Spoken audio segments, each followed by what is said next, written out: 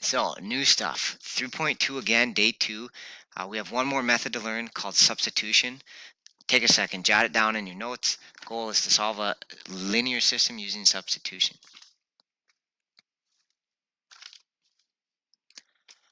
Okay, so again, don't write this part down. This is kind of big picture where we're at in this chapter.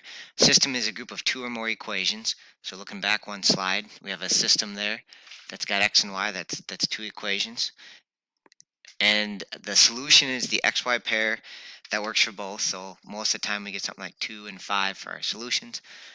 All right, and then there's three methods for solving. The graph method, which was just plot the lines, find where they cross, zoom, zoom. That's your xy answer. And then that eliminations combinations, which we did yesterday. And then we have one final method today called substitution. Here's the steps. And again, if you feel real comfortable in this, you don't necessarily need to write this down. But if you feel like the substitution stuff's confusing, um, here's how it works. It is kind of like basketball, where you're gonna like substitute one player for another player.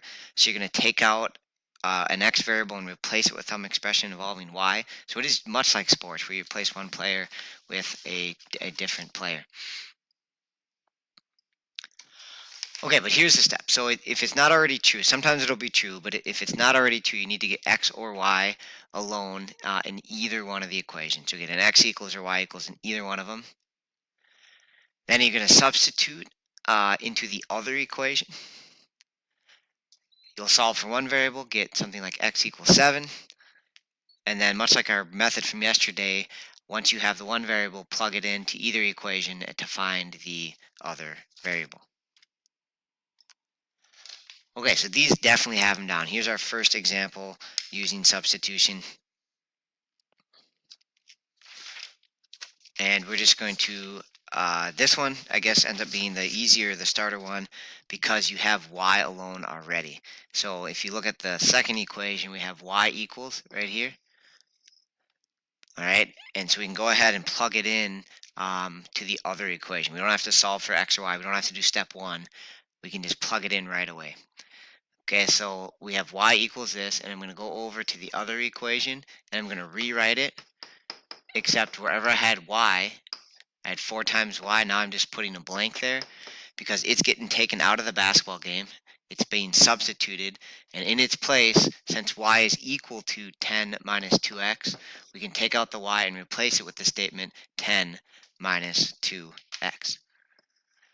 Okay, and now we have an equation that involves just x. All right, so now we can solve that from there. So distribute, we're just solving this equation. 40 minus 8x equals 10. Since these x's are on the same side, just combine them. Positive 3 and negative 8 combines to negative 5x.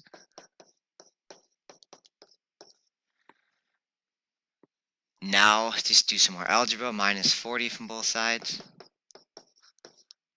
Divide by negative 5. Get 6.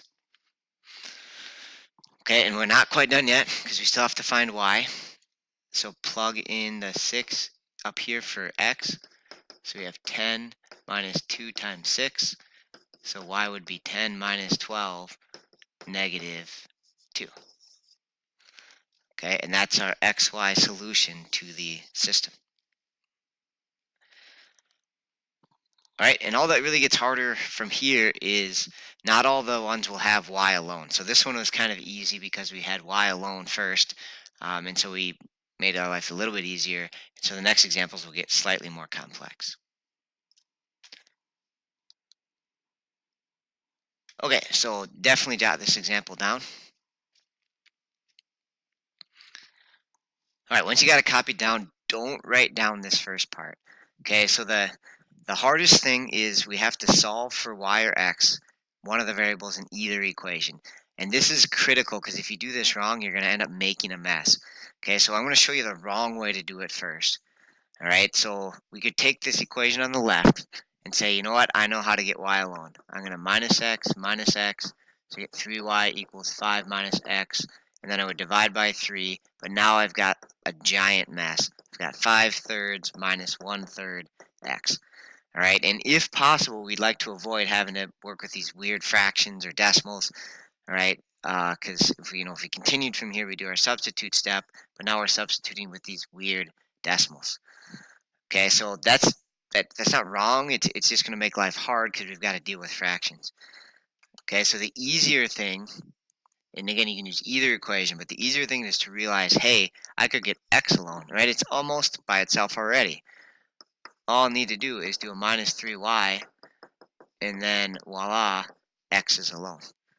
Okay, so be smart about that first step, and the right one here, the easier one here, is to minus 3y. Okay, so if you haven't already, write that down, and we'll finish the rest of the steps. Okay, so I'm going to substitute for x, all right? And I'm going to take the second equation and just rewrite it, except I'm going to take out x and put a parentheses there because it's being substituted. So it's negative 2 times x, but now I just make a space there and fill in what x is equal to, 5 minus 3y. All right, and now just solve this for y. Now that we have an equation with just y in it, we can solve it with distributive property and then go from there. So I'm actually going to have you try this, see if you can get the xy solution from this point. Okay, back with you. Hopefully you realize next that you combine these y's. So 6 minus 4y.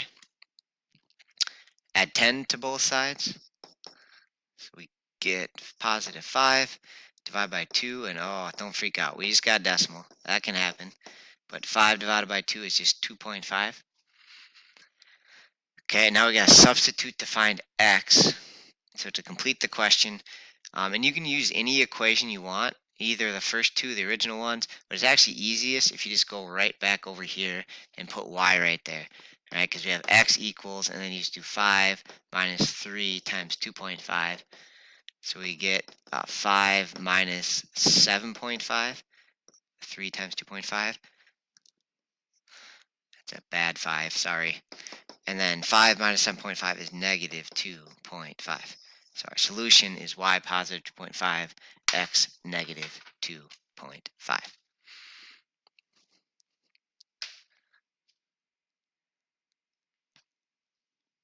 Okay, last example for you. All right, and I'm just going to have you try this one on your own, and then I'll go over it with you. My hint before I let you go here is be smart about getting x or y alone. All right, so your hint is if you look on the equation on the left-hand side, we should be able to get y alone without too much difficulty, so that's where I would start.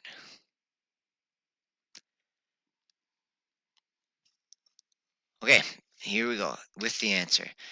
Again, we have to get y or x alone in either equation, and the easiest route here is if you realize, hey, if I just divide this by 2, everything divides nice and easy on the right-hand side there, and so now we have y alone.